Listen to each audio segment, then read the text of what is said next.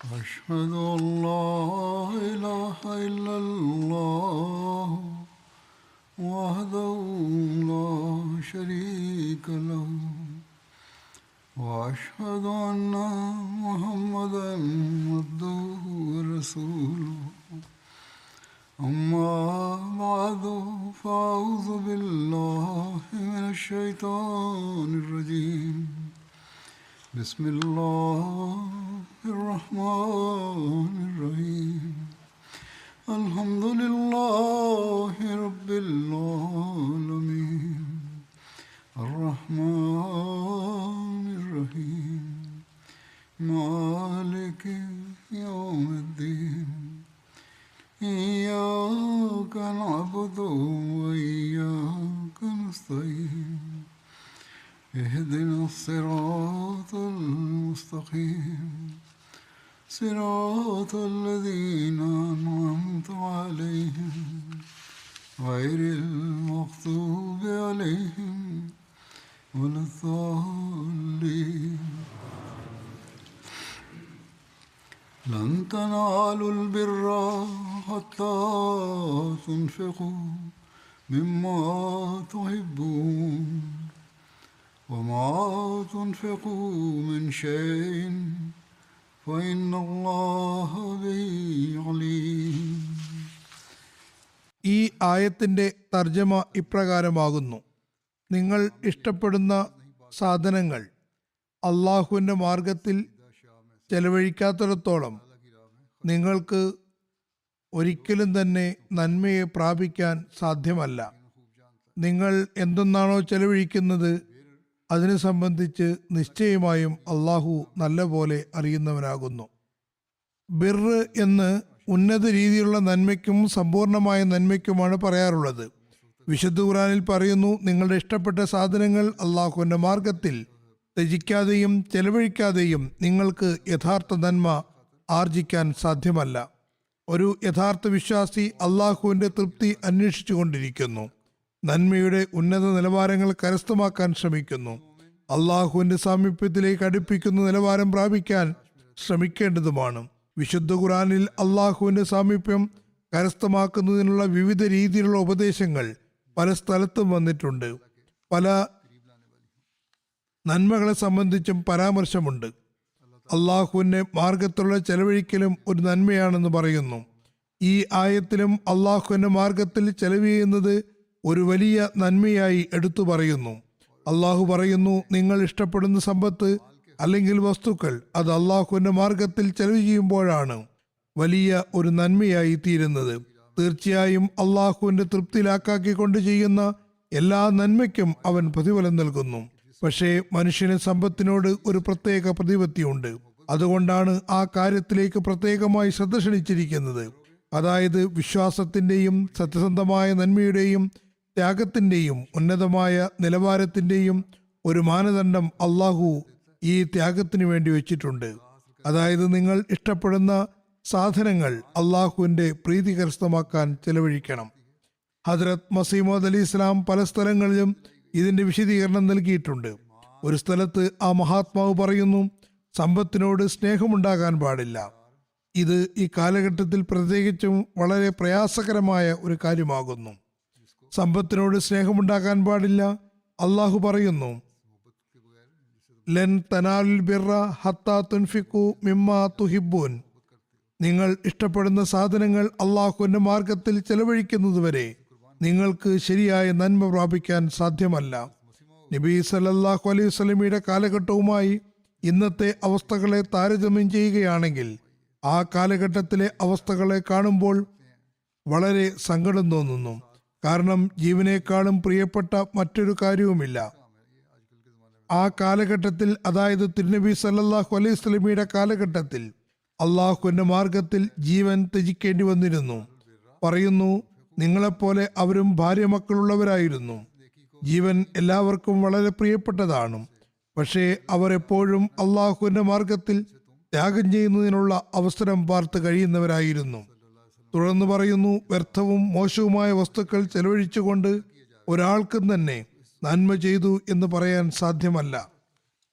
നന്മയുടെ കവാടങ്ങൾ വളരെ ഇടുങ്ങിയതാകുന്നു. ആയതിനാൽ ഒരു കാര്യം ഓർക്കുക, മോശമായ വസ്തുക്കൾ ചെലവഴിച്ചുകൊണ്ട് ആർക്കും തന്നെ അതിലൂടെ കടന്നു പോകാൻ സാധ്യമല്ല. കാരണം വിശുദ്ധ ഖുർആൻ വ്യക്തമായും പറയുന്നു, ലൻ തനാലുൽ ബിർറ ഹത്താ തുൻഫിഖൂ മിമ്മാ തുഹിബ്ബൂൻ. നിങ്ങൾ ഏറ്റവും ഇഷ്ടപ്പെട്ട വസ്തുക്കൾ ചെലവ് ചെയ്യുന്നതുവരെയും അള്ളാഹുവിൻ്റെ ഇഷ്ടമുള്ള ആളുകളും സംപ്രീതരുമാകാൻ നിങ്ങൾക്ക് സാധ്യമല്ല. പ്രയാസങ്ങൾ ഏറ്റെടുക്കാൻ സന്നദ്ധമല്ലെങ്കിൽ, യഥാർത്ഥ നന്മ ആർജിക്കാൻ കഴിയില്ലെങ്കിൽ പിന്നെ എങ്ങനെയാണ് വിജയിക്കാൻ കഴിയുക? ആ മഹാത്മാവ് പറയുന്നു, സഹാബാക്കൾ വളരെ സൗജന്യമായിട്ടല്ല ഈ നിലവാരത്തിലേക്ക് എത്തിയത്.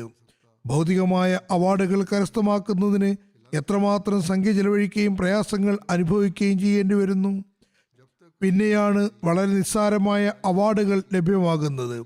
അത് മുഖേന മാനസികമായ സമാധാനവും സംതൃപ്തിയും ലഭിക്കുന്നൊന്നുമില്ല.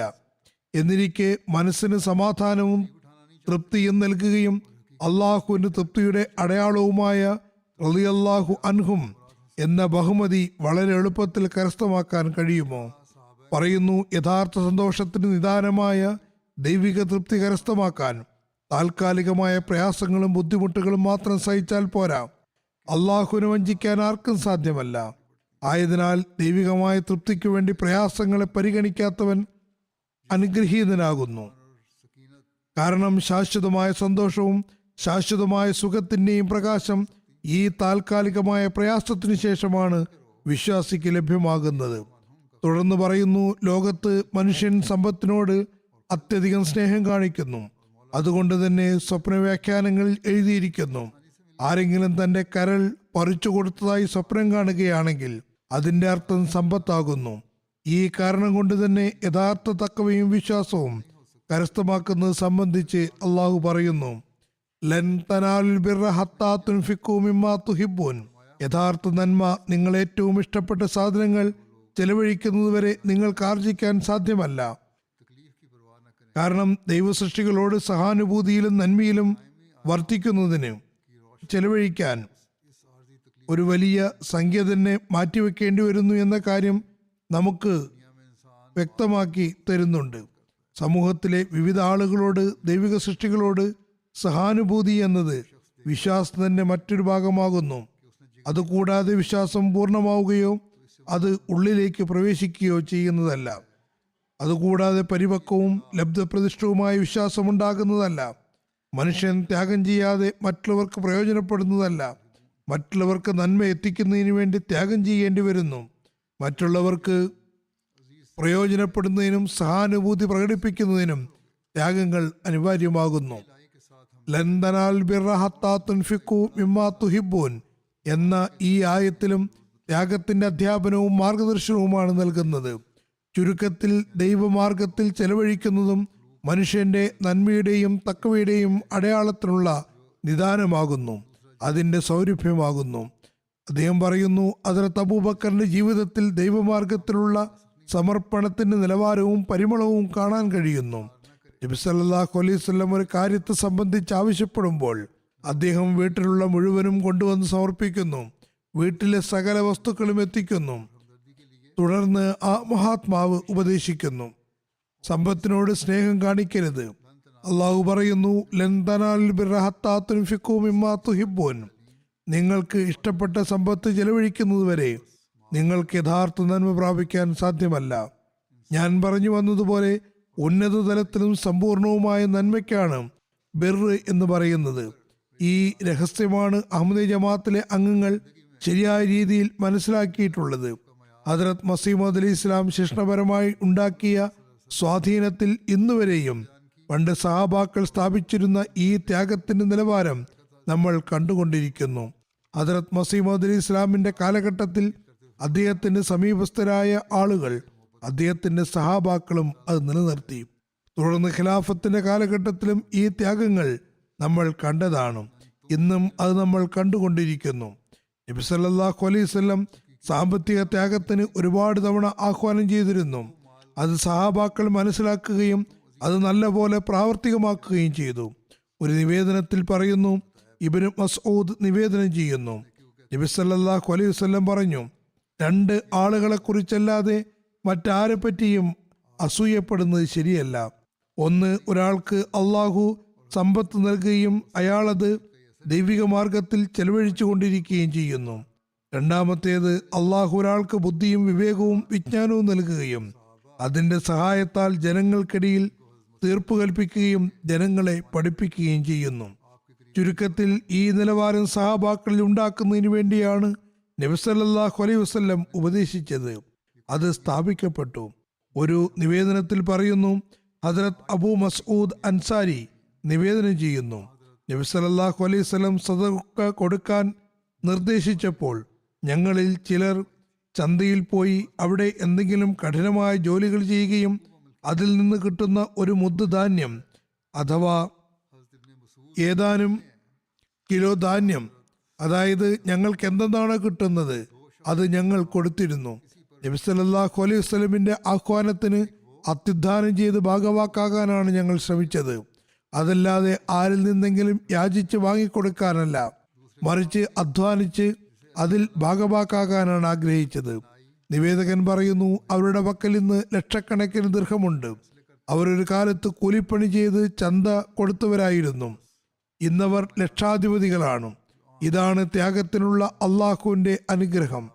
ഈ രഹസ്യമാണ് നബി സല്ലല്ലാഹു അലൈഹി വസല്ലം നമ്മളോടും മനസ്സിലാക്കുന്നതിന് വേണ്ടി പറയുന്നത്. ഇത് തന്നെയാണ് വിശുദ്ധ ഖുർആനും നമ്മോട് ഉപദേശിക്കുന്നത്.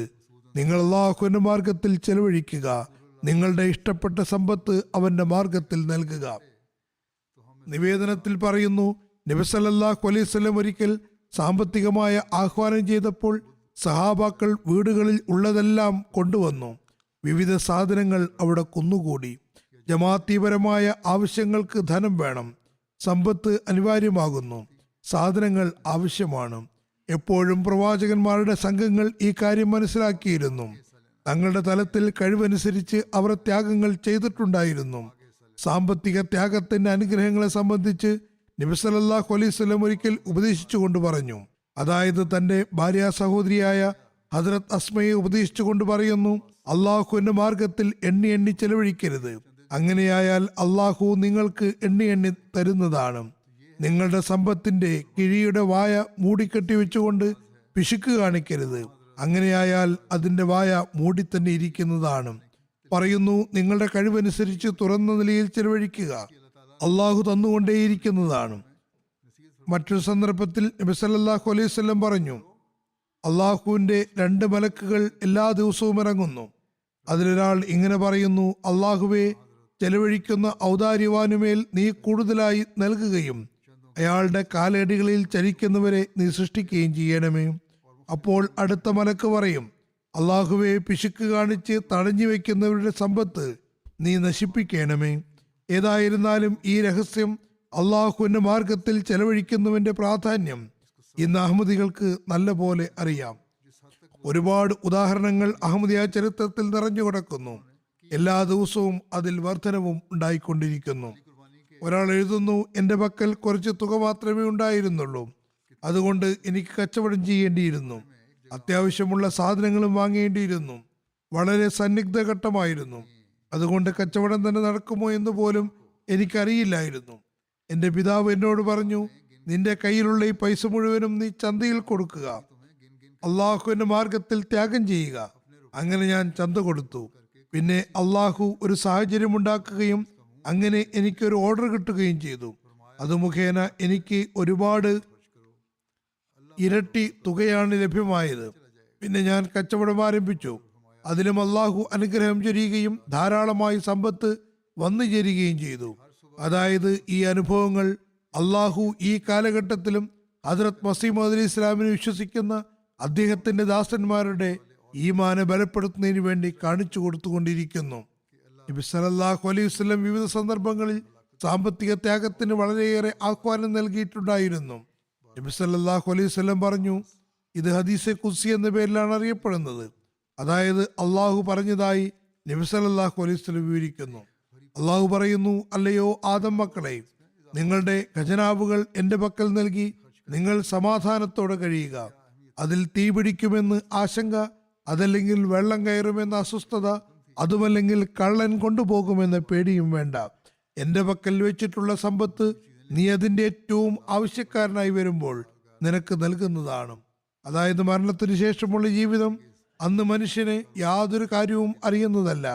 അവനോട് എങ്ങനെയാണ് പെരുമാറുക എന്നും അറിയില്ല. അയാൾക്ക് തന്റെ നന്മയെ സംബന്ധിച്ച് പറയാൻ കഴിയുന്നതുമല്ല. അള്ളാഹു പറയുന്നു, നിങ്ങളുടെ ത്യാഗങ്ങൾക്ക് ഞാൻ പ്രതിഫലം നൽകുന്നതാണ്. അത് മുഖേന നിങ്ങളുടെ പാപപ്രവൃത്തിക്ക് സാഹചര്യം ഒരുക്കുന്നതാണ്. ഈ കച്ചവടമാണ് ഒരു വിശ്വാസി അള്ളാഹുവുമായി നടത്തുന്നത്. ഹദ്രത്ത് മസീഹ് അലി ഇസ്ലാം പറയുന്നു, പിശുക്കും വിശ്വാസവും ഒരു ഹൃദയത്തിൽ ഒരുമിച്ച് കൂടുകയില്ലെന്ന് ഞാൻ ഉറപ്പിച്ചു മനസ്സിലാക്കുന്നു. വിശ്വസിക്കുന്ന ഒരാൾ തന്റെ സമ്പത്ത് പെട്ടികളിൽ അടച്ചു വെച്ച സമ്പത്ത് മാത്രമാണെന്ന് മനസ്സിലാക്കുന്നില്ല. മറിച്ച് അള്ളാഹുവിന്റെ എല്ലാ ഖജനാവുകളെയും തന്റെ ഖജനാവുകളായി മനസ്സിലാക്കുന്നു. പ്രകാശം വരുമ്പോൾ അന്ധകാരമില്ലാതാകുന്നത് പോലെ ഇത് മുഖേന പിശുക്ക് ഇല്ലാതായിത്തീരുന്നു. വീണ്ടും പറയുന്നു, നമ്മുടെ സമൂഹം ഈ പ്രസ്ഥാനത്തിന് വേണ്ടി നല്ലപോലെ സേവനങ്ങൾ ചെയ്യേണ്ടതാണ്. സാമ്പത്തികമായും സേവനം ചെയ്യുന്നതിൽ അമാന്തം കാണിക്കരുത്.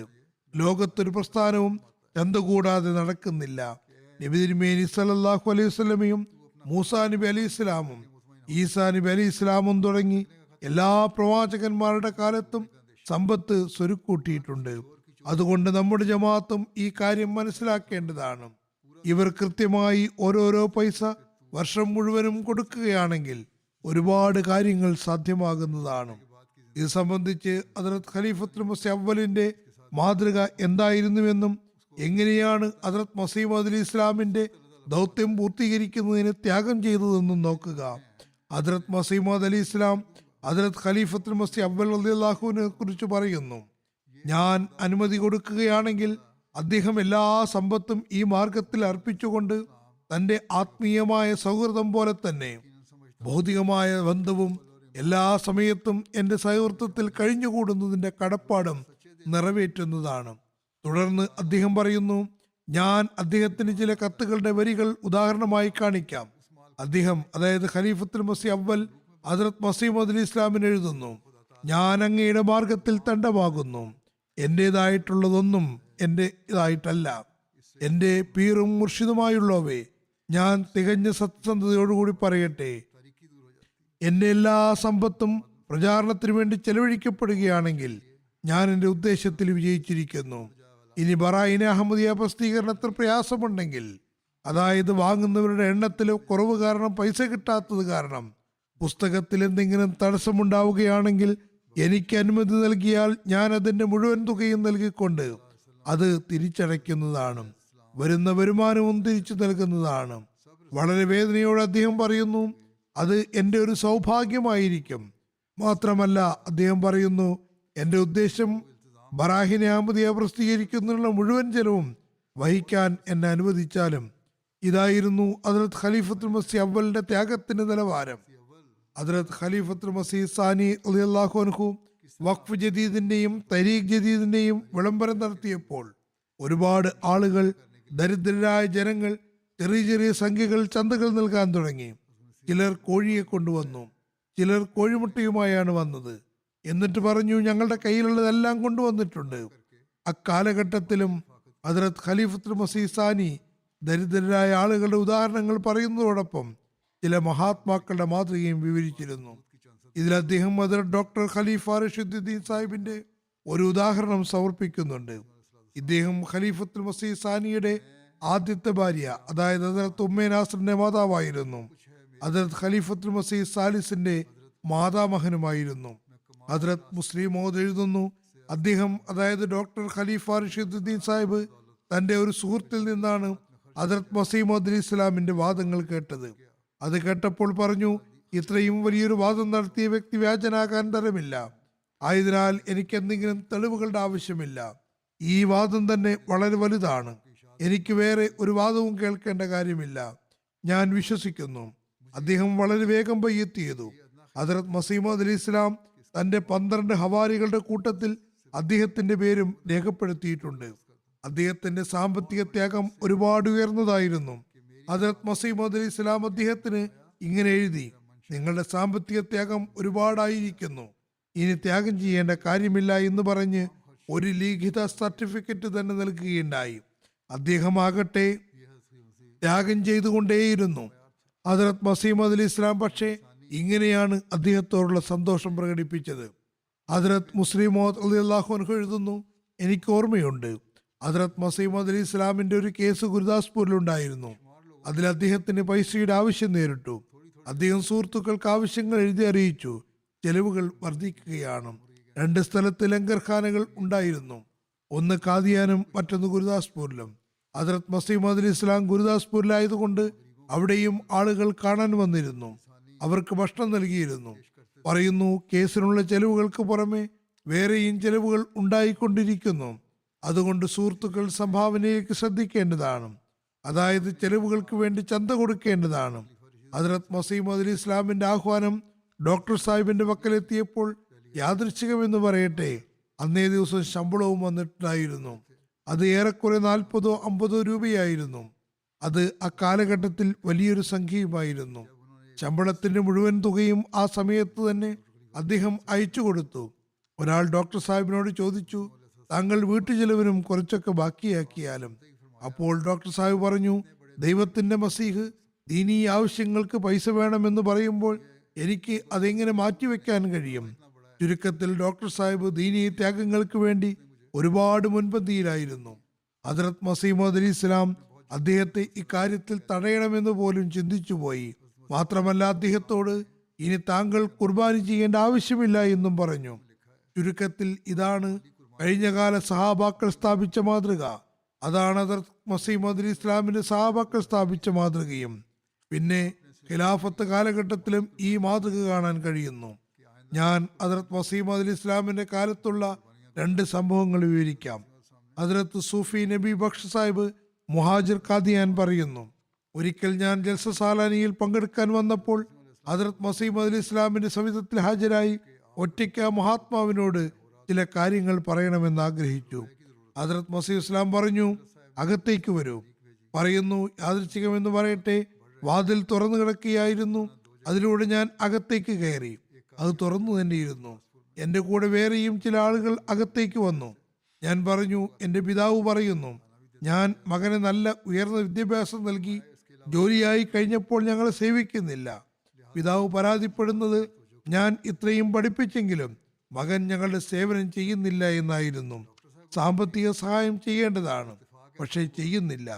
പറയുന്നു, ഞാൻ ഹദ്രത്ത് മസീഹ് ഇസ്ലാമിനോട് പറഞ്ഞു, പിതാവ് ഉന്നത വിദ്യാഭ്യാസം നൽകിയെന്നും പക്ഷേ സേവനം ചെയ്യുന്നില്ലെന്നും പറയുന്നു. ഭാര്യ പറയുന്നു, നല്ല അഹമ്മദിയാണ്. എൻ്റെ കയ്യിൽ ആഭരണമുണ്ടായിരുന്നു, അതും വിറ്റിരിക്കുന്നു. എല്ലാ വസ്തുക്കളും എടുത്ത് ചന്തയിൽ കൊടുക്കുകയാണ്. ഒരുപക്ഷെ വീട്ടുകാര്യങ്ങൾ നടത്തുന്നതിന് ആഭരണങ്ങൾ വിൽക്കേണ്ടി വന്നാൽ, അതല്ലെങ്കിൽ എന്തെങ്കിലും ആവശ്യം വരുമ്പോൾ ആഭരണങ്ങൾ വിൽക്കേണ്ടി വരും. പറയുന്നു, പിതാവിനും പരാതിയാണ്, ഭാര്യയ്ക്കും പരാതിയാണ്. തുടർന്ന് ഹദ്രത്ത് മസീമദ് അലി ഇസ്ലാമിന്റെ സവിധത്തിൽ പറഞ്ഞു, ഞാൻ കാണുന്നത് ഇപ്പോൾ ഞാൻ ഖാദിയാനിൽ വന്നിരിക്കുന്നു. ഇവിടെയുള്ള കാഴ്ചകൾ ജമാഅത്തിന് സേവനത്തിനു വേണ്ടി അങ്ങയുടെ ശിഷ്യന്മാർ ആയിരക്കണക്കിന് രൂപ ചെലവഴിക്കാൻ സന്നദ്ധരായിട്ടുള്ളതാണ്. അങ്ങ് ദുആ ചെയ്താലും അള്ളാഹു എനിക്ക് ഇരട്ടിയോ 3 ഇരട്ടിയോ ശമ്പളം നൽകുകയാണെങ്കിൽ ഞാനും അങ്ങയുടെ സേവനം ചെയ്തുകൊണ്ടേയിരിക്കുന്നതാണ്.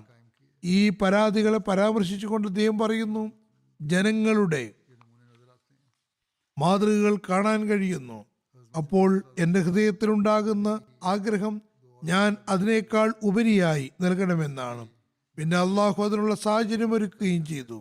അവർക്ക് മറ്റ് രാഷ്ട്രങ്ങളിൽ ജോലി ലഭിക്കുകയും ശമ്പളം വർദ്ധിക്കുകയും അവർ സാമ്പത്തിക സഹായങ്ങൾ നൽകുകയും കുടുംബക്കാരെ സഹായിക്കുകയും ചെയ്യുന്നു. ഹദ്രത്ത് മസീമദ് ഇസ്ലാമിന്റെ പരിശുദ്ധ ശക്തിയുടെ ഫലമായി ഈ കാലഘട്ടത്തിലും, അതായത് അന്നും ഭൗതികതയുടെ കാലഘട്ടമായിരുന്നു, ഭൗതികമായ കാര്യങ്ങൾ ആധിപത്യം പുലർത്തിയിരുന്നു. എന്നിട്ടും അവർ ത്യാഗങ്ങൾ ചെയ്തുകൊണ്ടേയിരുന്നു. ഇന്നും ഈ മാതൃകകൾ നമുക്ക് കാണാൻ കഴിയുന്നുണ്ട്. ഇപ്പോഴാകട്ടെ ഭൗതികതയുടെ കാലഘട്ടം വളരെയേറെ ആധിപത്യം പുലർത്തിയിരിക്കുന്നു. എന്നിട്ടും ദൈവമാർഗത്തിൽ ചെലവഴിക്കുന്നു. ചില ദരിദ്രരായ ആളുകളുണ്ട്. അവരെങ്ങനെയാണ് ഇന്നും ത്യാഗങ്ങൾ ചെയ്യുന്നതെന്ന് നമുക്ക് കാണാം. ആഫ്രിക്കയിലെ ചില ആളുകൾ തങ്ങളുടെ സംഭവങ്ങൾ അയച്ചു തന്നിട്ടുണ്ട്. പക്ഷേ ഞാൻ ആദ്യം ഹദ്രത്ത് മസീമദ് അലി ഇസ്ലാമിന്റെ കാലഘട്ടത്തിലുള്ള പാവപ്പെട്ട ആളുകളുടെ ഉദാഹരണങ്ങൾ സമർപ്പിക്കാം. ഹദ്രത്ത് ഖാദി ഖമറുദ്ദീൻ സാഹിബ് റളിയല്ലാഹു അൻഹു സായിൻ ദീവാൻ ഷായെ കുറിച്ച് ഒരു സംഭവം വിവരിക്കുന്നു. ഞാൻ സായിൻ സാഹിബിനോട് താങ്കൾക്ക് ഖാദിയാനിൽ പോകുന്നതിന് പ്രത്യേകിച്ച് വല്ല കാരണവുമുണ്ടോ എന്ന് ഇടയ്ക്കിടെ അന്വേഷിച്ചിരുന്നു. അദ്ദേഹം ഒരുപാട് തവണ കാദിയാനിൽ പോയിരുന്നു. സായിൻ സാഹിബ് അദ്ദേഹത്തിന്റെ, അതായത് ഖാസി സാഹിബിന്റെ ഗ്രാമത്തിലൂടെയാണ് കാദിയാനിലേക്ക് പോയിരുന്നത്. പോകുന്ന വഴിയിൽ അവിടെ തങ്ങിയിരുന്നു. പറയുന്നു, സൈൻ ദീവാൻ ഷാ നാരോവാൾ സ്വദേശിയായിരുന്നു. നടന്നാണ് കാദിയാനിലേക്ക് പോയിരുന്നത്. നാരോവാൾ മുതൽ കാദിയാൻ വരെയും ഒരുപാട് മൈൽ ദൂരം അദ്ദേഹത്തിന് പോകേണ്ടി വന്നിരുന്നു. ഇനി ഇടവഴിയിലൂടെ ഷോർട്ട് കട്ട് പോവുകയാണെങ്കിലും ഏകദേശം 100 മൈൽ കാൽനടയായി താണ്ടണമായിരുന്നു. അദ്ദേഹം സൈൻ സാഹിബിനോട് പറഞ്ഞു, കാദിയാനിൽ പ്രത്യേകം ഉദ്ദേശത്തോടെയാണോ പോകുന്നത്, അതല്ല ഹദ്റത്ത് മസീഹ് ഇസ്ലാമിന് മുലാഖത്ത് ചെയ്യാനുള്ള ആഗ്രഹം കൊണ്ട് മാത്രമാണോ പോകുന്നത്? സൈൻ സാഹിബ് പറയുന്നു, ഞാൻ ദരിദ്രനായ വ്യക്തിയാണ്. ഒന്ന്, ഹദ്റത്ത് മസീഹ് ഇസ്ലാമിനെ കാണാനുള്ള ഉത്കടമായ ആഗ്രഹമുണ്ട്. 2, ഞാൻ പാവപ്പെട്ട വ്യക്തിയാണ്. ധനികരായ ആളുകൾ നൽകുന്നത് പോലെ 100ഉം 1000ങ്ങളും ഒന്നും ചന്തയായി കൊടുക്കാൻ കഴിവില്ല. ഞാൻ ലങ്കർഖാനയിൽ പോയി കയറുകൊണ്ടുള്ള കട്ടിൽ മടഞ്ഞു കൊടുക്കും. എൻ്റെ ശിരസിൽ നിന്നും ചന്ത ഒഴിയുകയും ചെയ്യും. അതായത് കട്ടിലുകൾ സൗജന്യമായി മടഞ്ഞു കൊടുക്കും. അങ്ങനെ ചന്തയുടെ ഭാരം കുറയുകയും ചെയ്യും. ചന്ത കൊടുക്കുന്ന ഒരു ചിന്ത കൊണ്ടുള്ള ഭാരം ഒഴിവാകുന്നതുമാണ്. കട്ടിലുകൾ മടഞ്ഞ് കൊടുക്കുന്ന ജോലി കാരണം എനിക്ക് സംതൃപ്തി കിട്ടുന്നു. കട്ടിലുകൾ മടഞ്ഞു കൊടുക്കുന്നു. അങ്ങനെ കൂലിപ്പണി കൊണ്ട് എനിക്ക് സംതൃപ്തി കിട്ടുന്നു. അത് തന്നെയാണ് എൻ്റെ ചന്തയും. ഈ ആത്മാവാണ് അക്കാലഘട്ടത്തിലെ ദരിദ്രരായ ആളുകളിലും ഉണ്ടായിരുന്നത്. ഈ കാലഘട്ടത്തിലും അള്ളാഹു എങ്ങനെയാണ് ഈ ആത്മാവ് ഉണ്ടാക്കിയിട്ടുള്ളതെന്ന് നോക്കുക. വിദൂര രാജ്യങ്ങളിലെ ആളുകൾക്ക് ഏതാനും വർഷം മുമ്പാണ് അഹമ്മദിയത്തിനെ പറ്റി അറിയാൻ കഴിഞ്ഞത്. അവർ ഇസ്ലാം സ്വീകരിച്ചുകൊണ്ട് അഹമ്മദിയത്തിൽ പ്രവേശിച്ചു. അവരുടെ ധനത്യാഗത്തിന്റെ താല്പര്യത്തിലുള്ള അത്ഭുതാവഹമായ കാഴ്ചകളും കാണാൻ കഴിയുന്നു. 1400 വർഷം മുമ്പുള്ള ആവേശം അവരിൽ കാണുന്നു. ഹദ്റത്ത് മസീഹ് മൗഊദ് ഇസ്ലാം തന്റെ കാലഘട്ടത്തിൽ വിവരിച്ച മഹാത്മാക്കളിൽ കാണുന്ന ആവേശം അവരിൽ കാണപ്പെടുന്നു. പ്രസ്തുത ആത്മാവാണ് ഇസ്ലാമിനെ സ്വീകരിച്ച ശേഷം വിശ്വാസത്തിന്റെ പുതുമ മുഖേന സംജാതമായിട്ടുള്ളത്. മാർഷൽ ഐലൻഡിലെ മുബല്ലിഗ് എഴുതുന്നു, ഇവിടെയുള്ള നിസ്സാർത്ഥയായ അഹമ്മദി ലാദ്രി ആർസുക്ക് സാഹിബ ജമാഅത്തിന് ലംഘനം നടത്തുന്നതിന് വളരെയേറെ അത്യുദ്ധാനം ചെയ്യുന്നുണ്ട്. ഇവിടെ എല്ലാ ദിവസവും 2 നേരം ഭക്ഷണം തയ്യാറാക്കുന്നു. ഇവർ വന്ന് സേവനം എന്ന നിലയ്ക്ക് ഭക്ഷണം പാകം ചെയ്യുന്നു. പക്ഷെ അവർക്ക് ശമ്പളം കിട്ടുമ്പോൾ ഉടൻ തന്നെ തന്റെയും 5 പേരമക്കളുടെയും ധനത്യാഗം സമർപ്പിക്കുന്നു. ജമാഅത്തിൽ ഏറ്റവും അധികം വഖഫ് ചെയ്ത് ചന്ത കൊടുക്കുന്നത് ഇവരാണ്. മുറബി സാഹിബ് പറയുന്നു, ഇവരുടെ വീടുകൾ കാണുമ്പോൾ വളരെ ദരിദ്രമായ അവസ്ഥയിലാണ്. ഹദ്റത്ത് മസീഹ് മൗഊദ് ഇസ്ലാമിന്റെ പരിശുദ്ധ വാക്കുകൾ ഓർമ്മ വരുന്നു. മുത്തക്കിയായ വ്യക്തി ഒരു കൂരയിൽ പോലും സന്തോഷവാനായിരിക്കും. അത് ഭൗതികനായ ഒരാൾക്ക് ഉന്നതമായ കോട്ടകൊത്തളങ്ങളിൽ പോലും ലഭ്യമാകുന്നതല്ല. അതുപോലെ ഇവിടെയുള്ള മറ്റൊരു മഹിള ലോറിൻ സാഹിബയും മാർഷൽ ഐലൻഡിലെ ജമാഅത്തിന്റെ ലങ്കറിൽ ജോലി ചെയ്യുന്നു. പറയുന്നു, ഞാൻ വഖഫ് ചെയ്ത ചന്തയെക്കുറിച്ച് ഓർമ്മപ്പെടുത്തി. വർഷം തീരുകയാണ്. നമ്മുടെ ചന്ത കഴിഞ്ഞ വർഷത്തെ അപേക്ഷിച്ച് കുറവാണ്. അതിനുശേഷം പറയുന്നു, ജുമാക്ക് ശേഷം ലോറിൻ സാഹിബ ഓഫീസിൽ വന്നു തന്റെ വഖഫ് ചന്ത നൽകി. നമുക്ക് കഴിഞ്ഞ വർഷത്തെ ലക്ഷ്യം പൂർത്തീകരിക്കാനോ അല്ലെങ്കിൽ കൂടുതൽ കൊടുക്കാനോ കഴിയുന്നതാണ്. കസാക്കിസ്ഥാനിലെ മുബല്ലിഗ് പറയുന്നു, ഇയാൻ ഇബ്രാഹിം സാഹിബ് ചന്തയെ സംബന്ധിച്ച് പറയുന്നു, ഞാൻ ജീവിതത്തിൽ ഒരു സമയം കണ്ടിട്ടുണ്ട്. ഇബ്രാഹിം ഇയാൻ സാഹിബ് പറയുന്നു, എന്റെ പക്കൽ റൊട്ടി വാങ്ങാൻ പോലും പൈസ ഉണ്ടായിരുന്നില്ല. എനിക്ക് ഭക്ഷണ സാധനങ്ങൾ കടമായി വാങ്ങേണ്ടി വന്നിരുന്നു. എന്റെ ഭാര്യ എങ്ങനെയാണ് ജീവിതം മുന്നോട്ട് കൊണ്ടുപോവുക എന്ന കാര്യത്തിൽ വളരെ അസ്വസ്ഥയുമായിരുന്നു. പക്ഷേ ആ അവസ്ഥയിലും പറയുന്നു, ഞാൻ ചന്ത കൊടുക്കാൻ തുടങ്ങി. ഇപ്പോഴും എൻ്റെ രീതി അനുസരിച്ച് എൻ്റെ പക്കൽ പൈസ വരുമ്പോൾ ഏറ്റവും ആദ്യം ചന്ത കൊടുക്കുന്നു. പക്ഷേ അള്ളാഹുവിൻ്റെ അത്ഭുതപ്പെടുത്തുന്ന സൽപെരുമാറ്റം എന്നോടൊപ്പമുണ്ട്. ഞാൻ ചന്ത കൊടുക്കുമ്പോൾ അള്ളാഹു എനിക്ക് നല്ല സാമ്പത്തിക സാഹചര്യങ്ങൾ ഒരുക്കി നൽകുന്നു. എൻ്റെ ഭാര്യ ചില സമയത്ത് ചോദിക്കാറുണ്ട്, ഈ പൈസ എവിടെ നിന്നാണ് വരുന്നത്?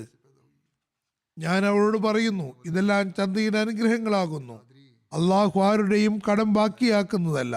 അള്ളാഹു പറയുന്നു, നിങ്ങൾ സമ്പത്ത് എന്റെ അഭീഷ്ടല്ലാക്കാക്കി ചെലവഴിക്കുകയാണെങ്കിൽ ഞാൻ നിങ്ങൾക്ക് വർദ്ധിപ്പിച്ചു നൽകുന്നതാണ്. അള്ളാഹു അവന്റെ വാഗ്ദാനം പൂർത്തിയാക്കുന്നു. കാമറൂണിലെ പട്ടണമായ മർവയുടെ അടുത്ത് ഒരു ജമാഅത്തുണ്ട്. അവിടെയുള്ള മുഹമ്മദ് യൂസൻ സാഹിബ് പറയുന്നു, ഞാൻ വളരെ ദരിദ്രനായ വ്യക്തിയായിരുന്നു.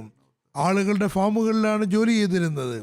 പക്ഷേ അഹമ്മദിയായതിനു ശേഷം ചന്ത കൊടുത്തു തുടങ്ങി. ചന്തയുടെ അനുഗ്രഹം മൂലം അള്ളാഹു എൻ്റെ ചന്ത സ്വീകരിക്കുക മാത്രമല്ല ചെയ്തത്, മറിച്ച് എനിക്ക് സ്വന്തമായി ഫാമും നൽകിയിരിക്കുന്നു. അത് ഞാൻ നൽകിയത് സ്വീകരിച്ചിരിക്കുന്നു എന്ന സമാധാനം എനിക്ക് നൽകുന്നു. എന്തെന്നാൽ അള്ളാഹു എന്നെ ഒരുപാട് അനുഗ്രഹിച്ചിരിക്കുന്നു, എന്നെ ഫാമിന്റെ ഉടമസ്ഥനാക്കിയിരിക്കുന്നു. ഞാൻ കൂലിപ്പണി ചെയ്തിരുന്ന കാലം എവിടെ? ഇപ്പോൾ ഞാൻ ഫാമിന്റെ ഉടമസ്ഥനായ കാലം എവിടെ കിടക്കുന്നു? നൈജീരിയയിൽ ഒരു സാധു ജമാഅത്തുണ്ട്. ഇവിടെയുള്ള മുബല്ലിഗ് എഴുതുന്നു, ഒരു അഹമ്മദി ലാവലി സാഹിബ് പറയുന്നു, ഞാൻ ടൈഗർ നട്ട് കൃഷി ചെയ്തിരുന്നു. 10 ചന്ത കൊടുക്കാമെന്ന് പറഞ്ഞിട്ടൊന്നുമില്ലെങ്കിലും പക്ഷേ മനസ്സിൽ ആഗ്രഹമുണ്ടായിരുന്നു. സാഹചര്യങ്ങൾ നന്നാവുകയും കൃഷി ഇറക്കിയ ശേഷം നല്ലപോലെ മഴ കിട്ടുകയും ചെയ്തു. കൃഷി നശിക്കുമോ എന്ന് ആശങ്കയുണ്ടായിരുന്നു. കാരണം അത്രമാത്രം വെള്ളത്തിന്റെ ആവശ്യമില്ലായിരുന്നു. ആളുകളുടെ എല്ലാം കൃഷി നശിച്ചിരുന്നു, അല്ലെങ്കിൽ വിളവ് വളരെ കുറഞ്ഞുപോയി. പക്ഷെ അള്ളാഹു എൻ്റെ കൃഷിയിൽ ഒരുപാട് അനുഗ്രഹം നൽകി. പല ആളുകൾക്കും എനിക്കുള്ളതിനേക്കാളും കൂടുതൽ ഭൂമിയിൽ നിന്ന് 5-6 ചാക്ക് അധികം കിട്ടിയിരുന്നു. അവിടെ എനിക്ക് 10 ചാക്ക് ലഭിച്ചു. 11 ചാക്കുകളാണ് എനിക്ക് കൃഷിയിടത്ത് നിന്ന് കിട്ടിയത്. അത്തരം അവസ്ഥയിൽ കൃഷി നശിക്കുമ്പോൾ വിലയും കൂടുന്നു. മാർക്കറ്റിൽ ആളുകൾക്ക് നല്ലപോലെ പൈസ സമ്പാദിക്കാൻ കഴിയും. പക്ഷെ അദ്ദേഹം പൈസയുടെ ആർത്തി കാണിച്ചില്ല. അദ്ദേഹം മനസ്സിൽ അള്ളാഹുവുമായി വാഗ്ദാനം ചെയ്തിരുന്നു. ആരോടും പറഞ്ഞിട്ടൊന്നുമില്ല. മനസ്സിൽ അള്ളാഹുവിനോട് വാഗ്ദാനം ചെയ്തതാണ്. അതുകൊണ്ട് അള്ളാഹുവിന്റെ മാർഗത്തിൽ ത്യാഗം ചെയ്യാൻ സന്നദ്ധനായി. തന്റെ വാഗ്ദാനം അനുസരിച്ച് 11ാമത്തെ ചാക്ക് ജമാഅത്തിന് ചന്തയായി കൊടുത്തു. സമ്പത്തിനോടുള്ള സ്നേഹം അദ്ദേഹത്തെ അതിജയിച്ചില്ല. ചുരുക്കത്തിൽ ഇങ്ങനെ ത്യാഗം ചെയ്യുന്ന ആളുകൾ ഇന്നും ജമാഅത്തിൽ കാണപ്പെടുന്നു. എല്ലാ രാജ്യത്തും കാണപ്പെടുന്നുണ്ട്. ഗാംബിയയിലെ ബോറോ ബാവൽ എന്ന ജമാഅത്തിലെ സദർ സാഹിബ് പറയുന്നു, അദ്ദേഹത്തിന് എവിടെയൊന്നോ കുറച്ച് തുക കിട്ടി. അത് അദ്ദേഹം 2ആയി പകുത്തു. ഒരു ഭാഗം ചന്തയ്ക്ക് വേണ്ടി മാറ്റിവെച്ചു, മറുഭാഗം തന്റെ വ്യക്തിപരമായ ആവശ്യങ്ങൾക്ക് വേണ്ടിയും. പറയുന്നു, ദൗർഭാഗ്യവശാൽ സ്വന്തം ആവശ്യത്തിന് വേണ്ടി മാറ്റിവെച്ച തുക എവിടെയോ നഷ്ടപ്പെട്ടു. ഇനി അദ്ദേഹത്തിന്റെ വക്കൽ ചന്തയ്ക്ക് മാറ്റിവെച്ച തുക മാത്രമേ ബാക്കിയുള്ളൂ. പക്ഷേ എന്നിട്ടും ആവശ്യങ്ങൾ ഉണ്ടായിരുന്നിട്ടും അദ്ദേഹം ചന്തയുടെ തുക വ്യക്തിപരമായ ആവശ്യങ്ങൾക്ക് ഉപയോഗിച്ചില്ല. അദ്ദേഹത്തിന് മേൽ സമ്പത്തിന്റെ സ്നേഹം അതിജയിച്ചില്ല. അദ്ദേഹം പൈസ നഷ്ടപ്പെട്ടതാണ്, അതുകൊണ്ട് അതിൽ നിന്ന് പകുതി എടുത്ത് ചെലവാക്കാമെന്ന് ഒരു ഒഴികഴിവും പറഞ്ഞില്ല. അദ്ദേഹം പറഞ്ഞു, ഇല്ല, ഈ തുക ചന്തയ്ക്ക് വേണ്ടി മാറ്റിവെച്ചതാണ്, അത് ചന്തയിൽ തന്നെ കൊടുക്കുന്നതുമാണ്. പറയുന്നു, അത് ഞാൻ ചന്തയിൽ കൊടുക്കുകയും ചെയ്തു. പക്ഷെ അള്ളാഹു ചെയ്തത് നോക്കുക, കുറച്ചു കാലത്തിന് ശേഷം നഷ്ടപ്പെട്ട തുക തിരിച്ചു കിട്ടി. അദ്ദേഹത്തിന്റെ ആവശ്യങ്ങൾ പൂർത്തിയായി. ഇത്തരം ഘട്ടങ്ങളിൽ ആവശ്യങ്ങൾ ഉണ്ടാകുമ്പോൾ സമ്പത്തിനോടുള്ള സ്നേഹം തീർച്ചയായും ഉയർന്നു വരുന്നു. പക്ഷേ ആളുകളുടെ ആശ്ചര്യാവഹമായ ആത്മാർത്ഥതയാണിത്. അള്ളാഹുവിനോട് വാഗ്ദാനം ചെയ്തിരിക്കുന്നു, അതിനെ തീർച്ചയായും പൂർത്തിയാക്കേണ്ടതാണ്. മറ്റൊരു സംഭവമുണ്ട്. അവിടെ സമ്പത്തിന്റെ ആവശ്യം സമ്പത്തിനോടുള്ള സ്നേഹം ത്യാഗത്തിന് മേൽ അതിജയിക്കാൻ സമ്മതിക്കുന്നില്ല എന്നതാണ്. നൈജീരിയയിലെ മറാവി റീജിയനിലുള്ള ഒരു ജമാഅത്തിൽ അഹമ്മദ് സാനി സാഹിബ് എല്ലാ വർഷവും വളരെ കൃത്യമായി വഖഫ് ചെയ്ത് ചന്ത കൊടുത്തിരുന്നു. ഈ വർഷം റീജിയണിൽ വെള്ളപ്പൊക്കമുണ്ടായപ്പോൾ കൃഷിയെല്ലാം നശിച്ചു. ആളുകൾക്ക് കൂടുതൽ ചന്ത കൊടുക്കാൻ കഴിയില്ലെന്ന് തോന്നിയിരുന്നു. ഒരുപാട് മഴയും വെള്ളപ്പൊക്കവും കാരണം കൃഷി നശിച്ചിട്ടുണ്ടായിരുന്നു. വെള്ളപ്പൊക്കം കാരണം നല്ലപോലെ വിളവെടുപ്പും കിട്ടിയില്ല. പക്ഷെ ആ കാരണം കൊണ്ട് ചന്തയിൽ കുറവ് വരുത്തുന്നതല്ല, എത്രയാണോ മുമ്പ് എഴുതിയിരുന്നത് അതിനേക്കാളും അദ്ദേഹം നൽകുകയുണ്ടായി. ഇനി ആവശ്യങ്ങൾ ഉണ്ടായിട്ടും ത്യാഗത്തിന് മുൻഗണന നൽകിയ മറ്റൊരു കഥയുണ്ട്. നൈജീരിയയിലെ ഡബ്സുവിൽ ജമാഅത്തുണ്ട്. അവിടെ മഴ കുറവായിരുന്നു, അതുകൊണ്ട് കൃഷിയെ കാര്യമായത് ബാധിച്ചു. ചില സ്ഥലങ്ങളിൽ മഴ കൂടുതലായി കിട്ടിയിരുന്നു, ചില സ്ഥലങ്ങളിൽ കുറവുമായിരുന്നു. വളരെ പ്രയാസമാണ്. നമ്മുടെ ആഫ്രിക്കയിലെ അധിക ജമാഅത്തുകളും ഗ്രാമപ്രദേശങ്ങളിലാകുന്നു. മാത്രമല്ല അവിടെയുള്ള രാഷ്ട്രീയ സാഹചര്യങ്ങളും വളരെ മോശമാണ്. വിലവർദ്ധനവ് വളരെയധികം കൂടിയിരിക്കുന്നു. ഈ അവസ്ഥകളിലെല്ലാം കണ്ടുകൊണ്ട് മൊല്യം പറയുന്നു, ജനങ്ങളുടെ പക്കൽ പൈസയില്ല, അവരെങ്ങനെയാണ് ചന്ത കൊടുക്കുക എന്ന കാര്യത്തിൽ എനിക്ക് പ്രയാസമുണ്ടായിരുന്നു. പക്ഷേ ഗ്രാമീണരായ ആളുകളോട് പറഞ്ഞു, വഖഫ് ജദീദ് വർഷം അവസാനിച്ചു കൊണ്ടിരിക്കുകയാണ്. അവിടെ ഷാഫി, ഇങ്കു എന്ന പേരിൽ ഒരാളുണ്ട്. അദ്ദേഹം എഴുന്നേറ്റ് നിന്ന് പറഞ്ഞു, എല്ലാ വർഷവും നമ്മൾ കൃത്യമായി ചന്ത കൊടുക്കുന്നുണ്ട്. പക്ഷേ നമ്മൾ ചന്ത കൊടുക്കുകയും അള്ളാഹു അതിനെ ഇരട്ടിയായി തിരിച്ചു തരാതിരിക്കുകയും ചെയ്ത ഒരു വർഷമെങ്കിലും കഴിഞ്ഞു പോയിട്ടില്ല. അതുകൊണ്ട് ചന്തയുടെ അനുഗ്രഹ മുഖേന അള്ളാഹു നമ്മളെ അനുഗ്രഹിച്ചു കൊണ്ടിരിക്കുന്നു. നമ്മുടെ സാമ്പത്തിക അവസ്ഥയും നല്ലതായിക്കൊണ്ടിരിക്കുന്നു. ഒരുപാട് പ്രയാസങ്ങൾ ഉണ്ടെങ്കിലും നമ്മൾ നല്ല നിലയിലാണ്. അതുകൊണ്ട് ഞങ്ങൾ പിന്മാറുന്നതല്ല, ഞങ്ങൾ ചന്ത കൊടുക്കുന്നതാണ്. അങ്ങനെ അവർ അത് കൊടുത്തു. ഇവിടെയും സമ്പത്തിനുള്ള സ്നേഹം അവരെ അതിജയിക്കുകയുണ്ടായില്ല. തൻസാനിയയിലെ ഇബ്രാഹിം സാഹിബ് പറയുന്നു, എനിക്ക് ചന്തയുടെ അനുഗ്രഹത്തെ സംബന്ധിച്ച് അറിവ് കിട്ടിയപ്പോൾ ഞാൻ എല്ലാ മാസവും ഒരു കൃത്യമായ പങ്ക് സാമ്പത്തിക ത്യാഗത്തിന് വേണ്ടി നിശ്ചയിച്ചു. അതിന്റെ അനുഗ്രഹഫലമായി എന്റെ ജോലികളിൽ വർധനമുണ്ടാവുകയും അള്ളാഹു എന്റെ ഉപജീവനം വർദ്ധിപ്പിക്കുകയും ചെയ്തു. പറയുന്നു, ഒരിക്കൽ ചന്തയ്ക്ക് വേണ്ടി എന്നോട് പറഞ്ഞു, എന്റെ കയ്യിലുണ്ടായിരുന്ന അല്പം തുക ഞാനൊരു ജോലിക്ക് വേണ്ടി മാറ്റിവെച്ചതായിരുന്നു, കച്ചവടമായിരുന്നു, അതുകൊണ്ട് പൈസ മാറ്റിവെച്ചതാണ്. പക്ഷേ ചന്തയ്ക്ക് വേണ്ടി ആഹ്വാനമുണ്ടായപ്പോൾ ഞാൻ ആ തുക അതിൽ നിന്ന് കൊടുത്തു. അടുത്ത ദിവസം ഫോൺ ചെയ്ത് എന്റെ സാധനങ്ങൾ വാങ്ങാൻ വരുന്ന ആളോട് പറഞ്ഞു, എന്റെ പക്കൽ ഇപ്പോൾ പൈസയില്ല, അതുകൊണ്ട് നിങ്ങളിൽ നിന്ന് എനിക്ക് സാധനമെടുക്കാൻ സാധ്യമല്ല. അപ്പോൾ അയാൾ എന്നോട് പറഞ്ഞു, സാരമില്ല, നിങ്ങൾ തരാനുള്ള പൈസയുടെ പകുതി തുക കിട്ടിയിരിക്കുന്നു, ബാക്കി പൈസ നിങ്ങൾ പിന്നീട് തന്നാൽ മതി. പറയുന്നു, ഈ പകുതി പൈസ ആരാണ് എവിടെ നിന്നാണ് കൊടുത്തത് എന്ന് എനിക്കറിയില്ല. ഇന്നും ആ രഹസ്യം എനിക്ക് മനസ്സിലായിട്ടില്ല. അള്ളാഹു ചിലപ്പോൾ ഇങ്ങനെയും സഹായിക്കാറുണ്ട്. അത് എന്തെന്ന് നമുക്കറിയാൻ സാധ്യമല്ല. ചില ആളുകൾക്ക് അള്ളാഹു സാമ്പത്തിക ത്യാഗം ചെയ്യുന്നത് കൊണ്ട് ജോലികൾ സംഘടിപ്പിച്ചു കൊടുക്കുന്നു.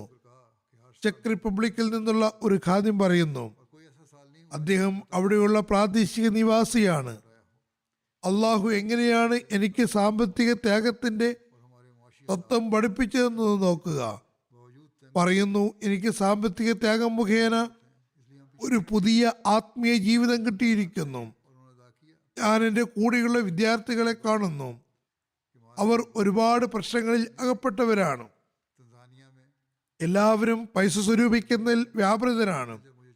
അവിടെ അള്ളാഹുവിന്റെ അനുഗ്രഹത്താൽ എൻ്റെ സ്വഭാവം കയ്യിൽ വരുന്ന പൈസ അള്ളാഹുവിന്റെ മാർഗത്തിൽ ത്യാഗം ചെയ്യുക എന്നതാണ്. എൻ്റെ സുഹൃത്തുക്കൾ പറയുന്നു, അതുകൊണ്ട് യാതൊരു പ്രയോജനവുമില്ല. പക്ഷെ അള്ളാഹു സാക്ഷിയാണ്, എൻ്റെ ജീവിതം അവനുമായി ബന്ധപ്പെട്ടിരിക്കുന്നു. ഞാൻ എൻ്റെ ഫീൽഡിൽ ജോലി അന്വേഷിക്കുകയായിരുന്നു. പ്രയാസങ്ങൾ അഭിമുഖീകരിക്കേണ്ടി വന്നിരുന്നു. ചന്തയുടെ ബർക്കത്ത് കാരണം അത് അകന്നുപോയി. താമസിക്കാൻ സ്ഥലമില്ലായിരുന്നു. അള്ളാഹു താമസത്തിന് സംവിധാനമൊരുക്കി. പറയുന്നു, ആദ്യം എൻ്റെ പോക്കറ്റ് എപ്പോഴും കാലിയായിരുന്നു, പക്ഷേ ഇപ്പോൾ എൻ്റെ കീശ എപ്പോഴും നിറഞ്ഞിരിക്കുന്നു. ചന്തയും കൊടുക്കുന്നു, അള്ളാഹു അത് നിറച്ചു തരികയും ചെയ്യുന്നു. ഇന്ത്യയിൽ നിന്നുള്ള ഇൻസ്പെക്ടർ എഴുതുന്നു, ഒരു സുഹൃത്തുണ്ട്, അദ്ദേഹത്തിന്റെ വഖഫ് ചന്ത 24,000 ആയിരുന്നു. ഏതാനും ദിവസം മാത്രമേ ബാക്കിയുള്ളൂ. അദ്ദേഹം പറയുന്നു, എൻ്റെ പക്കൽ കുറച്ച് പൈസയുണ്ട്, ഞാനത് ഒരു അത്യാവശ്യ കാര്യത്തിന് മാറ്റിവെച്ചതാണ്.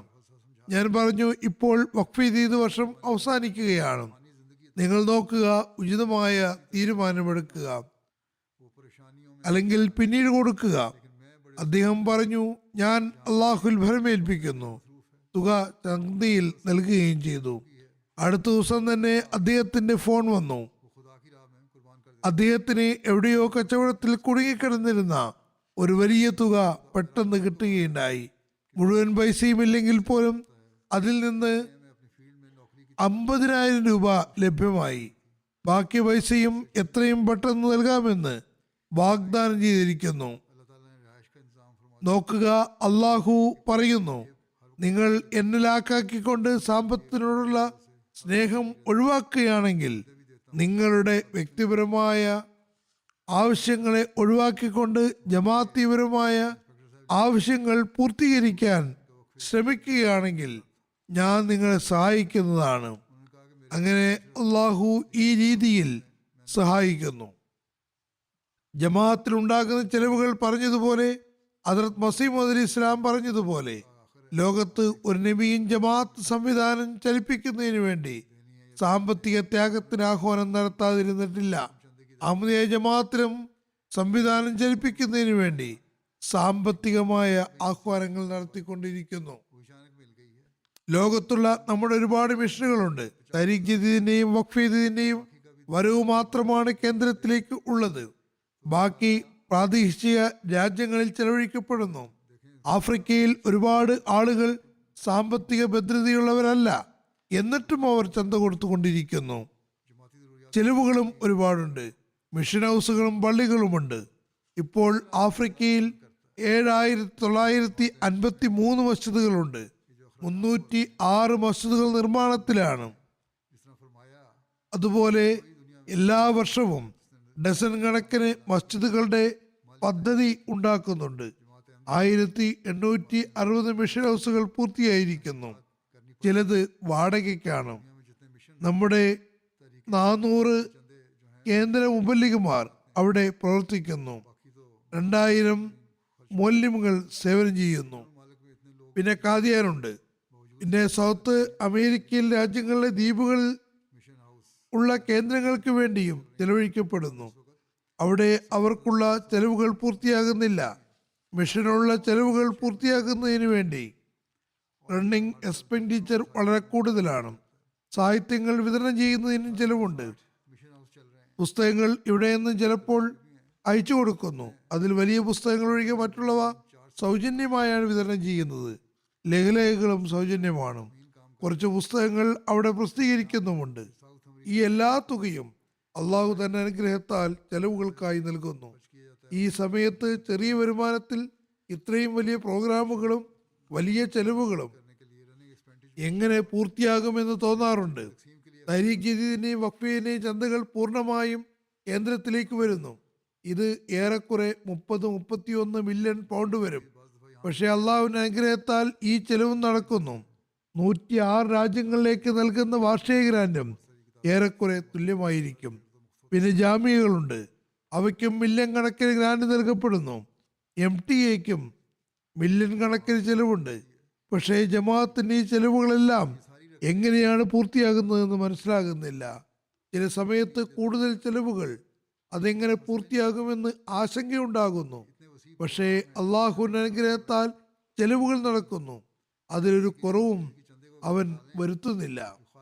അള്ളാഹുവിന്റെ അനുഗ്രഹത്താൽ ഈ മിഷൻ നടന്നുകൊണ്ടേയിരിക്കുന്നു. അതിലെ പ്രവർത്തനങ്ങൾ നടക്കുന്നു. ഹദ്റത്ത് മസീഹ് മൗഊദ് ഇസ്ലാമിനോട് അള്ളാഹു നാം നിനക്ക് ധാരാളം സമ്പത്ത് നൽകുമെന്ന് പറഞ്ഞിട്ടുണ്ട്. അത് അള്ളാഹു നൽകുകയും ചെയ്യുന്നു. അത് ശരിയായി വിനിയോഗിക്കാൻ അള്ളാഹു നമുക്ക് ഏവർക്കും തൗഫീക്ക് നൽകുമാറാകട്ടെ. അതിൽ യാതൊരു വിധത്തിലുള്ള ക്രമക്കേടും ഉണ്ടാകാതിരിക്കട്ടെ. ഹദ്റത്ത് മസീഹ് മൗഊദ് ഇസ്ലാം പറയുന്നു, സമ്പത്തിനോടും അള്ളാഹുവിനോടും ഒരുപോലെ സ്നേഹം കാണിക്കാൻ നിങ്ങൾക്ക് സാധ്യമല്ല. ഒന്നിനെ മാത്രമേ സ്നേഹിക്കാൻ കഴിയൂ. ആയതിനാൽ അള്ളാഹുവിനോട് സ്നേഹം പുലർത്തുന്നവൻ സൗഭാഗ്യവാൻ. നിങ്ങൾ അള്ളാഹുവിനോടുള്ള സ്നേഹം നിങ്ങൾക്ക് ഉറപ്പ് നൽകുന്നു. അവന് സമ്പത്തിൽ മറ്റുള്ളവരെ അപേക്ഷിച്ച് അധികമായി അനുഗ്രഹം ചൊരിയപ്പെടുന്നതാണ്. കാരണം സമ്പത്ത് സ്വയം ഒന്നും ഏറുന്നില്ല. അള്ളാഹുവിന്റെ ഇച്ഛ അനുസരിച്ചാണ് വരുന്നത്. അള്ളാഹുവിന് വേണ്ടി തന്റെ സമ്പത്തിന്റെ ഒരു ഭാഗം ഒഴിവാക്കുന്നവൻ തീർച്ചയായും അത് പ്രാപിക്കുക തന്നെ ചെയ്യും. പക്ഷെ ആരാണോ സമ്പത്തിനോടുള്ള സ്നേഹം നിമിത്തം അള്ളാഹുവിന്റെ മാർഗത്തിൽ യഥാവിധി സേവനം ചെയ്യാത്തത്, അവൻ തീർച്ചയായും ആ സമ്പത്തിനെ നഷ്ടപ്പെടുത്തുന്നതാണ്. സമ്പത്ത് നിങ്ങളുടെ പരിശ്രമം കൊണ്ട് വരുന്നതാണെന്ന് ഒരിക്കലും ചിന്തിച്ചു പോകരുത്. മറിച്ച് അള്ളാഹുവിൽ നിന്നാണ് വരുന്നത്. നിങ്ങൾ എന്തെങ്കിലും സമ്പത്ത് നൽകിക്കൊണ്ട് അതല്ലെങ്കിൽ ഏതെങ്കിലും വിധത്തിൽ സേവനം ചെയ്തുകൊണ്ട് അള്ളാഹുവിന്റെ വരിഷ്ഠദാസന് മേൽ ഔദാര്യം ചെയ്തു എന്നൊരിക്കലും നനയ്ക്കരുത്. മറിച്ച് സേവനം ചെയ്യാൻ അള്ളാഹു നിങ്ങളെ വിളിച്ചു എന്നത് അവന്റെ നിങ്ങൾക്ക് മേലുള്ള വലിയ ഒരു ഔദാര്യമാകുന്നു. ഞാൻ സത്യമായും പറയുന്നു, നിങ്ങൾ എല്ലാവരും എന്നെ ഒഴിവാക്കുകയും സേവനവും സഹായവും പിൻവലിക്കുകയും ചെയ്യുകയാണെങ്കിലും അവൻ മറ്റൊരു സമൂഹത്തെ കൊണ്ടുവരികയും സേവനങ്ങൾ ചെയ്യുന്നതുമാണ്. നിങ്ങൾ ഉറപ്പായും അറിഞ്ഞുകൊള്ളുക, ഇത് വാനലോകത്ത് നിന്നുള്ള കാര്യങ്ങളാകുന്നു. നിങ്ങളുടെ സേവനം നിങ്ങളുടെ നന്മയ്ക്ക് വേണ്ടി മാത്രമാകുന്നു. നിങ്ങളുടെ ഹൃദയത്തിൽ അഹങ്കാരം വരികയും നിങ്ങൾ എന്തെങ്കിലും സാമ്പത്തികമായോ അല്ലാതെയോ സഹായം ചെയ്യുന്നുവെന്ന് ധരിക്കുകയും ചെയ്യാൻ പാടില്ല. ഞാൻ കൂടെ കൂടെ നിങ്ങളോട് പറയുന്നു, അള്ളാഹു നിങ്ങളുടെ സേവനത്തിന് ഒരിക്കലും ആശ്രിതനല്ല. ഞങ്ങൾക്ക് സേവനം ചെയ്യാൻ അവസരം നൽകിയത് നിങ്ങൾക്ക് മേലുള്ള അവന്റെ അനുഗ്രഹമാകുന്നു. ഈ വികാരവും ചിന്തയുമാണ് ഹദ്റത്ത് മസീഹ് അലി ഇസ്ലാം ജമാഅത്തിനുള്ളിൽ ഉണ്ടാക്കിയത്. ഇന്നേക്ക് 135 വർഷം കഴിഞ്ഞിട്ടും ഈ വികാരം ജമാഅത്തിലെ അംഗങ്ങൾക്കുള്ളിൽ, യുവാക്കളിലും പുതുതായി വരുന്നവരിലും നിലനിൽക്കുന്നു. അവർ ത്യാഗങ്ങൾ ചെയ്തുകൊണ്ടേയിരിക്കുന്നു. അതിന്റെ ചില സംഭവങ്ങളാണ്, അതായത് അവരെങ്ങനെയാണ് അള്ളാഹു അവരുടെ സമ്പത്തിൽ അനുഗ്രഹം നൽകുന്നത് എന്നതിന്റെ ആത്മാവ് മനസ്സിലാക്കിപ്പിച്ചു തന്നതാണ്. അതിനുവേണ്ടി അവർ എല്ലാ ത്യാഗത്തിനും സന്നദ്ധരുമാണ്. അള്ളാഹു അവരുടെ സമ്പത്തിലും സന്തതികളിലും അനുഗ്രഹം ചൊരിയുമാറാകട്ടെ. ഇതോടനുബന്ധിച്ച് ഞാൻ വഖഫ് ചെയ്തതിന്റെ ഈ വർഷത്തെ റിപ്പോർട്ട് സമർപ്പിക്കുന്നതാണ്. അതിൽ നിന്ന് ഈ വർഷം ജമാഅത്ത് എത്രമാത്രം ത്യാഗം ചെയ്തു എന്ന് മനസ്സിലാക്കാൻ കഴിയുന്നതാണ്. അള്ളാഹുവിന്റെ അനുഗ്രഹത്താൽ ഡിസംബർ 31 ഈ സാമ്പത്തിക വർഷം തീരുന്നു. ആഗോള അഹമ്മദീയ ജമാഅത്തിന് 1,36,80,000 പൗണ്ട്, അതായത് ഏകദേശം 14 മില്യൺ സാമ്പത്തിക സഹായം സമർപ്പിക്കാൻ കഴിഞ്ഞിരിക്കുന്നു. ഈ തുക കഴിഞ്ഞ വർഷത്തെ അപേക്ഷിച്ച് 7,36,000 പൗണ്ട് അധികമാണ്. അൽഹംദുലില്ലാഹ്. ഇതിൽ ത്യാഗത്തിന്റെ അടിസ്ഥാനത്തിൽ, അതായത് തുകയുടെ അടിസ്ഥാനത്തിൽ ഒന്നാം സ്ഥാനത്ത് ബ്രിട്ടനാകുന്നു. ഇവർക്ക് കാനഡയുമായി ശക്തമായ മത്സരമാണുള്ളത്. കാനഡയും തങ്ങളുടെ സ്ഥാനങ്ങളിൽ വർധനവ് വരുത്തിയിട്ടുണ്ട്. പക്ഷേ ബ്രിട്ടനെ അപേക്ഷിച്ച് പിന്നിൽ തന്നെയാകുന്നു. പിന്നെ 3ാം സ്ഥാനത്ത് ജർമ്മനിയാണ്, തുടർന്ന് അമേരിക്ക, പിന്നെ ഭാരത്, ശേഷം ഓസ്ട്രേലിയ, തുടർന്ന് മിഡിൽ ഈസ്റ്റിലെ ഒരു ജമാഅത്ത്, അതിനുശേഷം ഇന്തോനേഷ്യ, വീണ്ടും മിഡിൽ ഈസ്റ്റിലെ ജമാഅത്ത് തലത്തിലും വരുന്നുണ്ട്. ശേഷം പിന്നീട് ബെൽജിയമാണ്. ആഫ്രിക്കയിലെ പൊതുവായ പിരിവിന്റെ അടിസ്ഥാനത്തിലുള്ള ജമാഅത്തുകൾ ഇതിൽ 1ാം സ്ഥാനത്ത് ഗാനയാകുന്നു. പിന്നീട് ഒരു മൊറീഷ്യസ് ജമാഅത്ത്, 3ാം സ്ഥാനത്ത് ബുർക്കിന ഫാസ. ഇവിടെയും അവസ്ഥകൾ വളരെ പ്രയാസഭരിതമാണ്. എന്നിട്ടും അവർ ചെയ്തുകൊണ്ടേയിരിക്കുന്നു. അവിടെയുള്ള ഒരുപാട് സ്ഥലങ്ങളിലെ റിപ്പോർട്ടുകൾ വന്നിട്ടില്ല, കാരണം അവരുമായി ബന്ധപ്പെടാൻ കഴിയുന്നില്ല. ശേഷം തൻസാനിയ, പിന്നെ Liberia, Gambia, Nigeria, Sierra Leone, Benin, Congo Kinshasa. ഇവിടെ കിട്ടിയ റിപ്പോർട്ടുകൾ അനുസരിച്ച് സാമ്പത്തിക സംവിധാനത്തിൽ ഭാഗവാക്കായവരുടെ എണ്ണം 15,50,000 ആകുന്നു. കഴിഞ്ഞ വർഷത്തെ അപേക്ഷിച്ച് ചന്ത കൊടുക്കുന്നവരുടെ എണ്ണത്തിൽ വർധനവ് ഉണ്ടായിട്ടുണ്ട്. അതായത് ആളുകൾ അതിൽ ഒരുപാട് മോശമായ അവസ്ഥയായിരുന്നു. എങ്കിൽ കൂടി പാകിസ്ഥാനിലെ ആളുകളുടെ എണ്ണം വർദ്ധിച്ചിരിക്കുന്നു. ത്യാഗം ചെയ്തവരിൽ ബ്രിട്ടനിലെ ആദ്യ 10 ജമാഅത്തുകൾ ഫാർഹാം, പിന്നെ Worcester Park, Islamabad, Walsall, Aldershot South, Ash, Cheam South, ഗില്ലിംഗ്ഹാം, അഷ്ട്രോഡ്, നോർത്ത് ഈവൽ. ആദ്യത്തെ 5 റീജനുകൾ ഇസ്ലാമാബാദ്, ബൈത്തുൽ ഫുത്തുഹ്, മിഡ്ലാൻഡ്, മസ്ജിദ് ഫദൽ, ബൈത്തുൽ ഇസാൻ. വഖഫിന്റെ അത്ഫാൽ ലെഡ്ജർ വേറെ തന്നെയുണ്ട്. അതിൽ ആദ്യത്തെ 10 ജമാഅത്തുകൾ അൾഡർഷോട്ട്, പിന്നെ Aldershot North, Farnham, Aldershot South, ബ്രോഡ്ഡോൺ, Cheam South, Islamabad, Crompton Vale, Manchester North, Walsall. പിരിവിന്റെ അടിസ്ഥാനത്തിൽ കാനഡയിലെ ആദ്യത്തെ ഇമാരത്തുകൾ 1 ഹമിൽട്ടൺ, പിന്നെ അഡ്മിന്റൺ വെസ്റ്റ്, തുടർന്ന് ഹാൽമട്ടൺ മൗണ്ടൻ, മിൽട്ടൺ ഈസ്റ്റ്, ബൈത്തുന്നൂർ റഹ്മാൻ, Saskatoon, Durham, Durham West, Regina, Montreal West, ബൈത്തുൽ ആഫിയത്ത്, സിസ്കാട്ടൂൺ, വെനിപെഗ്, ഏഡി, ഏഡ്രി ലായ്ഡ്, മൻസ്റ്റർ, ന്യൂ ഫോൺലാൻഡ്സ്. അത്ഫൽ ലെഡ്ജറിൽ ആദ്യത്തെ സ്ഥാനത്തുള്ള ഇമാരത്തുകൾ Vaughan, Toronto West, Vancouver, Peace Village, Calgary, Mississauga, Brampton East, Brampton West, Toronto. ജമാഅത്തുകളിൽ അത്ഫാൽ ലെഡ്ജറിൽ ഒന്നാം സ്ഥാനത്ത് ഡർഹം വെസ്റ്റ്, പിന്നെ ഹദീഖ അഹമ്മദ്, Bradford East, Montreal West, Hamilton East, Hamilton Mountain, ഇൻസഫീൽഡ്, മിൽട്ടൺ വെസ്റ്റ്, വേൻഡ്രസ്. ജർമ്മനിയിലെ ആദ്യത്തെ 5 ഇമാരത്തുകൾ, അതിൽ ഒന്നാം സ്ഥാനത്ത് ഹംബുർഗ് ആകുന്നു, പിന്നെ ഫ്രാങ്ക്ഫർട്ട്, വേസ്ബാഡൻ, ഗ്രോസ്ഗീറ, റെഡ്ഷട്ടൺ.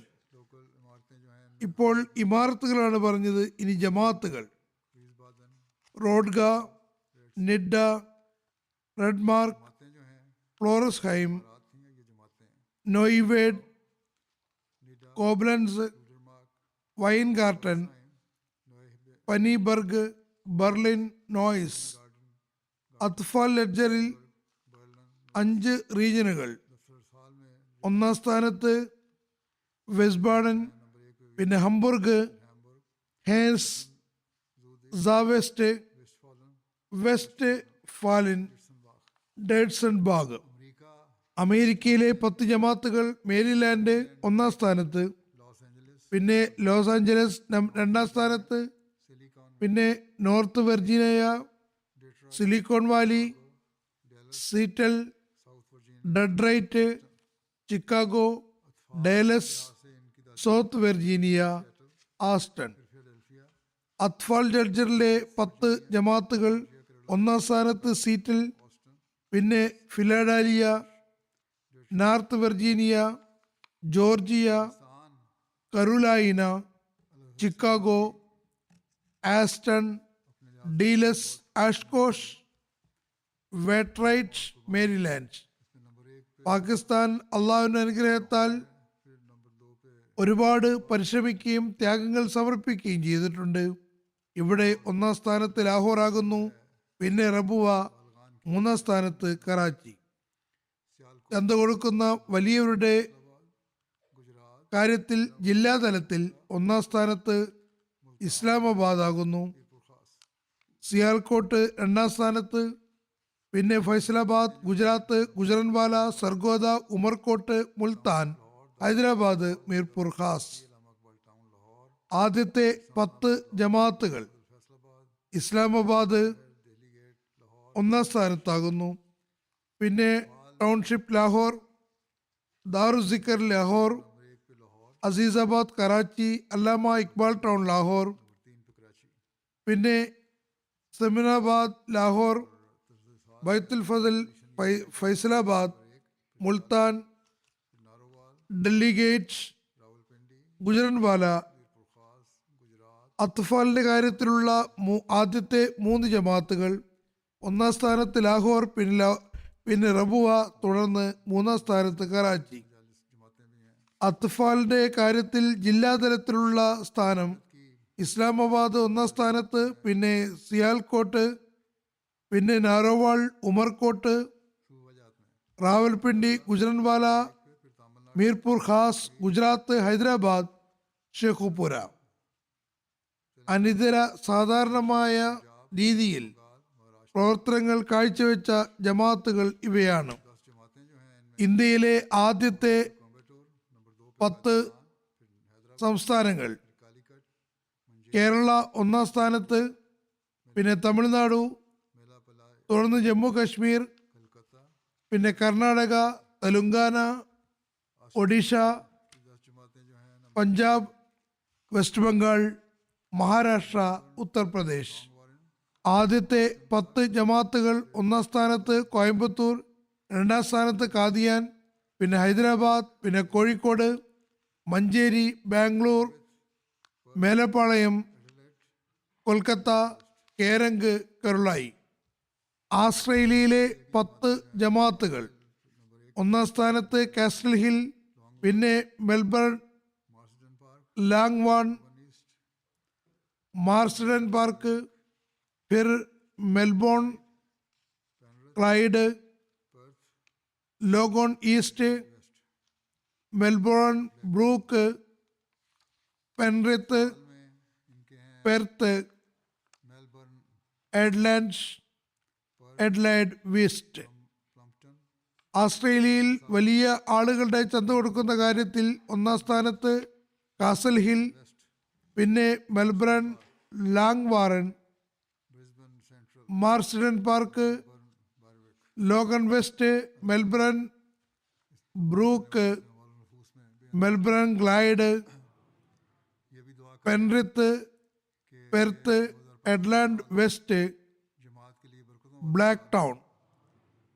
അത്ഫാലിന്റെ കാര്യത്തിൽ Melbourne, Langwarrin, Perth, Plumpton, Adelaide South, Melbourne Clyde, Penrith, Melbourne West, Marsden Park, Brisbane Central, Melbourne ബ്രോക്ക്.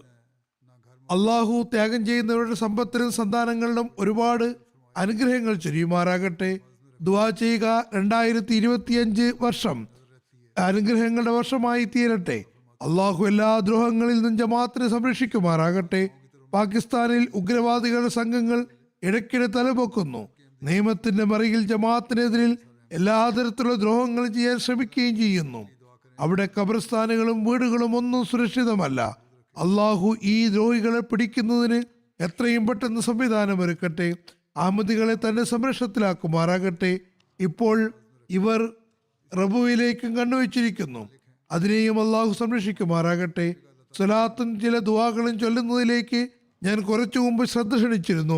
ഇക്കാര്യത്തിലേക്ക് പാകിസ്ഥാനിൽ പ്രത്യേകിച്ചും അതുപോലെ ലോകത്തുള്ള എല്ലാ അഹമ്മദികളും ശ്രദ്ധിക്കേണ്ടതാണ്. ബംഗ്ലാദേശിലെ അഹമ്മദികൾക്ക് വേണ്ടി ദുആ ചെയ്യുക. അള്ളാഹു അവരെയും ഉഗ്രവാദികളുടെ ദ്രോഹങ്ങളിൽ നിന്ന് രക്ഷിക്കുമാറാകട്ടെ. ഷാമിൽ പുതിയ ഗവൺമെന്റ് വന്നിരിക്കുന്നു. അതുപോലെ മറ്റ് രാജ്യങ്ങളുണ്ട്, ആഫ്രിക്കയിൽ രാജ്യങ്ങളുണ്ട്. എല്ലാ സ്ഥലത്തും അള്ളാഹു തന്റെ സംരക്ഷണത്തിൽ അഹമ്മദികളെ ആക്കുമാറാകട്ടെ. ഓരോ അഹമ്മദിയെ സംബന്ധിച്ചിടത്തോളം സ്വയമായും ദുആ ചെയ്യേണ്ടത് വളരെ അനിവാര്യമാണ്.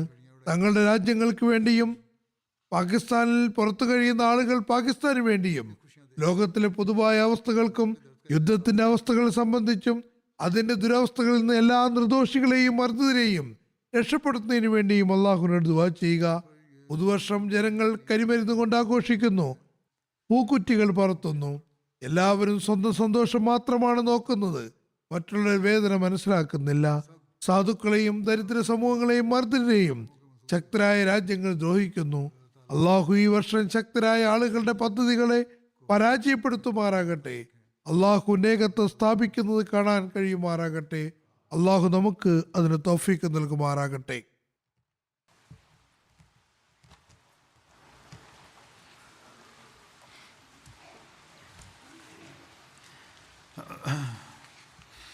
അൽഹംദുലില്ലാഹ്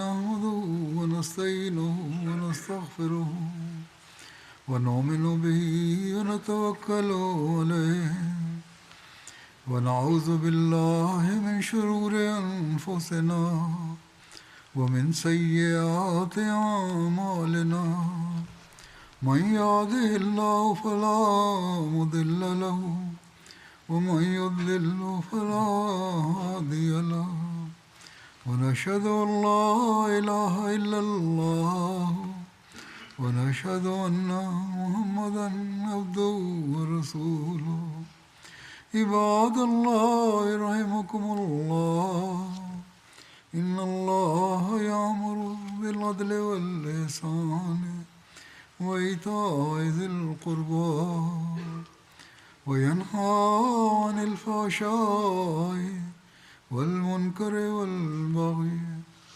يعظكم لعلكم تذكرون اذكروا الله يذكركم وادعوه يستجب لكم ولذكر الله أكبر